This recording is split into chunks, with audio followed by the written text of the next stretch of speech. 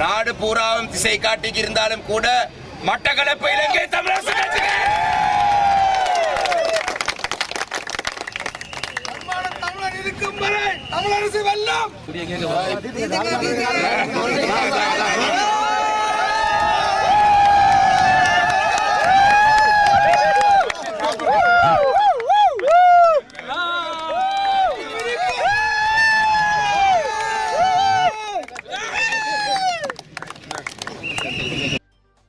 ஆண்டு பாராளுமன்ற தேர்தலிலே மட்டக்களப்பு மாவட்டத்திலே இலங்கை தமிழரசு கட்சிக்கு இம்முறை அமோகமான வெற்றி கிடைத்திருக்கு.